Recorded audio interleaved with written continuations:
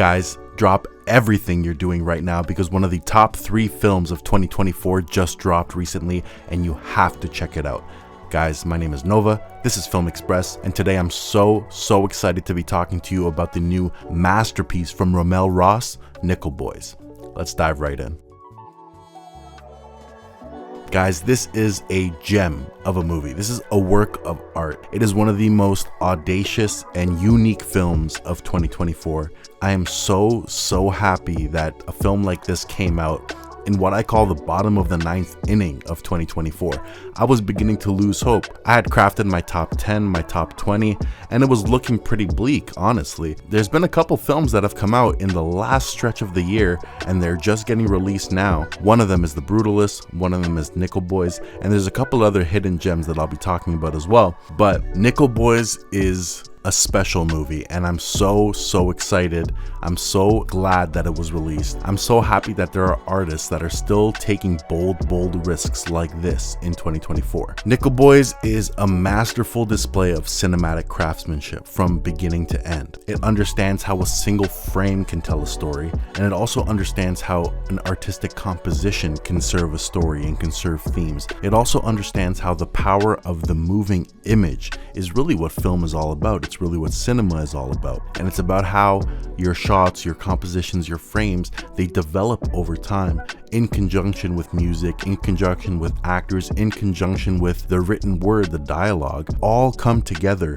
to tell miniature stories within themselves that are all operating within one singular vision that can be universal, can be timeless. And I think Nickel Boys really understands that. RaMell Ross employs this technique all throughout the film in extraordinary ways. The way the camera moves between compositions and the way the editing chooses these shots very specifically is utilized in ways that I have very rarely seen. It's such a breath of fresh air to see a director who is so confident in this technique that they managed to knock it out of the park throughout the whole film. You guys might have heard about Nickel Boys in the fact that it is a whole film shot within POV, which is so unique in itself. It's like almost one of the only times I believe that we've ever gotten a film shot in POV style. And there's definitely been shots in certain films that have been shot in POV, but this is the whole film. And if I have to be honest, I really was doubting how effective this would be,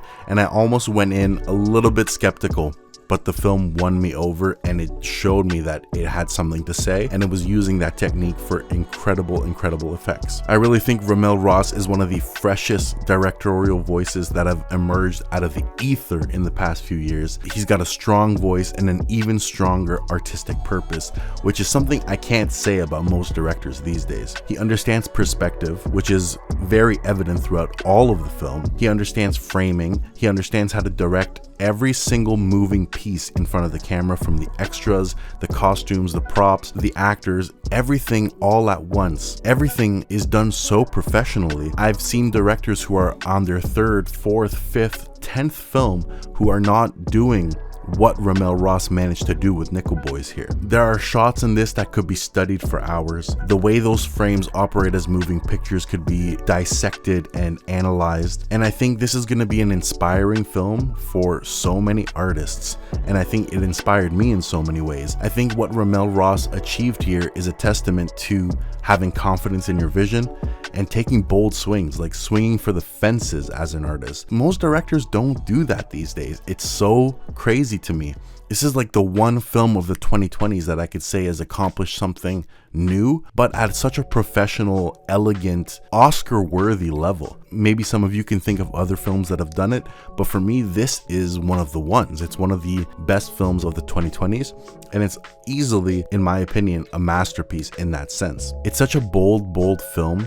For it to take such a huge artistic risk like this and then commit to it for the whole film, as well as manage to keep some tricks up its sleeve for the 3rd act, that to me is worthy of the price of admission alone. I can't recommend this film enough, just so you can see somebody who understands the technicalities of cinema and how to operate within them, and also how to break the rules and make their own. It's so unique, it's so refreshing, and it's so worthy of your time. In my opinion, this is a triumph in every sense of the word, and this is coming from a year where I truly think that this is like one of the worst years in the history of film. I have disliked over 100 films that I've seen this year, and I've managed to find maybe 10 or 15 that I find are very strong, which I had to scrape like the bottom of the barrel and search around deeply to find something good. Nickel Boys stands very tall in my top 3, along with Dune 2 and The Brutalist. There's so much skill and love for the craft obvious in every single frame. There is visual motifs, there's powerful allegories, there's a strong narrative, there's a use of various formalistic techniques within the medium. Obviously with the POV shots, that's one of them, but we also have so many different montages. We have incredible use of still frame photography, we have archive footage, and all these things almost remind me of the ways like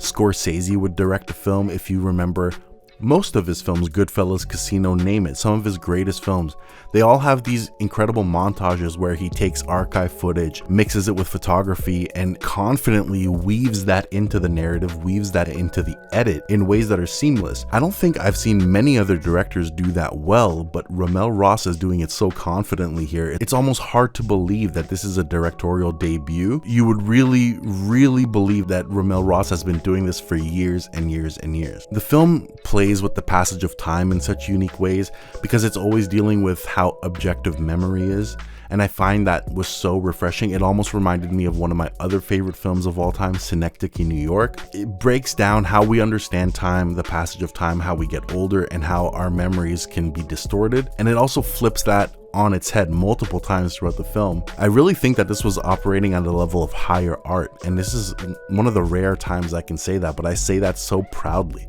I'm so happy that this film exists. This is a film that understands genre, it understands form, and it understands the medium in ways that most directors spend their whole lives trying to learn and accomplish and master. I really just can't wait to see what else RaMell Ross has in store for us. I really hope this is not just one of those home runs that is a product of luck and a product of multiple people coming together. I really hope that he has a lot more tricks up his sleeve for the future. This is one of the first times I'm extremely excited about a new director who's emerged on the scene. I really think that he's so capable. A lot of this comes down to how powerful the script and the story are. And this really comes down to Colson Whitehead, who is probably the single strongest voice writer when it comes down to the Black experience in North America. He manages to talk about the Black experience in thought-provoking ways with his writing on the Underground Railroad, and now with Nickel Boys. He's showing that he has an all-encompassing understanding of the suffering and the hardships that Black Americans have faced. Adapting a screenplay from a Colson Whitehead novel is like a cheat code to success in every single way. His writing is stellar. His narratives are packed with images and allegories and ideas that are powerful and universal, but also his dialogue, the way he writes characters, is so naturalistic. In my opinion, every line of dialogue is the right line of dialogue, which is so rare for me to say. I'm so picky about dialogue these days, but everything is top notch in a Colson Whitehead story. So it goes without saying that a script adapted from one of his pieces turns out to be one of the best scripts of the year. And in my opinion, this is a shoo-in for the best adapted screenplay nomination. That's my vote. This year has been very muddy with adaptation, but I really think that Nickel Boys as an adapted screenplay is the front runner, easily, by like every metric. So that is my vote. With a script like this that touches upon so many strong, powerful, and devastating themes, it talks about the institutions that fail Black Americans time and time again. We get a harsh window into systemic racism. It talks about Black boyhood, about resilience, about self-worth, about friendship. It really touches upon how evil was normalized back in the day, especially when it comes to racism. And all while doing that, it has a really sensitive approach to touching upon the trauma that African Americans face. I really think that this is one of those films, along with Moonlight, along with Underground Railroad, that accomplishes something that is timeless, and it also serves as a harsh window to a really dark past in American history. I can also confidently say this is one of the best edited films of 2024. The editing is so sharp, and it's so considerate, and it's so precise. Every single cut was thoughtful, and in my opinion, easy win for best editing this year. Honestly, when it comes comes down to the film, every single aspect of the production was top notch. Even the cinematography, the lighting, every lighting choice was masterful. All the extras were directed very well. The props and the costumes were all pristine. It's one of those films that really feels like an Oscar movie, and I'm not saying that it's Oscar bait. It reminds me of like 20 years ago when during Oscar season we would get 5-10 movies that were all just so well produced and so well executed, and they would have $100 million budgets, but you could see it on the screen. These days, I feel like the standards have fallen so far. So when I see a movie like this, like Nickel Boys, that it is well produced, it is achieving something stellar at every aspect of production, I really feel like it needs to be applauded and commended for what it achieved. In my opinion, Nickel Boys is a must watch. It changed me. It left me speechless. It hit me so hard. I feel like I'm definitely gonna need to watch it again very soon. As soon as it hits streaming, watching it again on my OLED TV, just to take in not just the technical aspects, but the phenomenal and devastating story at the core here. The two characters are so beautifully written. With that POV perspective in the camera work, you really feel a personal attachment to the characters. Every single racist attack almost feels like it's coming at you, which hurts you in a way. It's such an effective stylistic choice. It's also very mature and very bold, because it can definitely alienate a lot of viewers. Luckily for me, it very much worked. There may have been, a handful of films in the 2020s that have achieved something new at a technical level, and Nickel Boys is definitely one of them. It confidently takes a spot at the table with those films. So we definitely need to applaud films like this when they happen, because they're so few and far between these days. Give this one its flowers. I am very happy to do so myself. This feels like a film from Barry Jenkins, from Clint Eastwood, from Frank Darabont, from Terrence Malick, from Martin Scorsese, all wrapped into one. That's a huge compliment for me. That's praise upon praise. Like, I can't praise this movie enough. Funny enough as well, when it comes down to the POV shots, it reminds me a little bit of the show Peep Show, which some of you might have seen. It's this British comedy, which every single shot is through the eyes of our two protagonists, and it goes back and forth between them. It's hilarious. It's very dark. How can I say? It's very crude humor at times, but it's almost the only other piece of media that I can think of that committed to the POV bit throughout the whole thing, which is very cool. In my opinion, guys, Nickel Boys is a must watch. I can totally understand why I got nominated for some Oscars. I'm very happy for it. I'm very proud to have seen this movie, and I'm proud that films like this are still being made to this day. So I recommend that you guys go see it as soon as possible. I can confidently say that I've rated this a 5 out of 5, which is super rare for me. There's only 2 other movies that I've rated 5 out of 5 this year: Dune 2 and The Brutalist. In 2024, we've definitely gotten some good movies, and I know I've been really hard on films this year, but the Nickel Boys is a reminder to me as well that there are still really good artists out there making fantastic movies.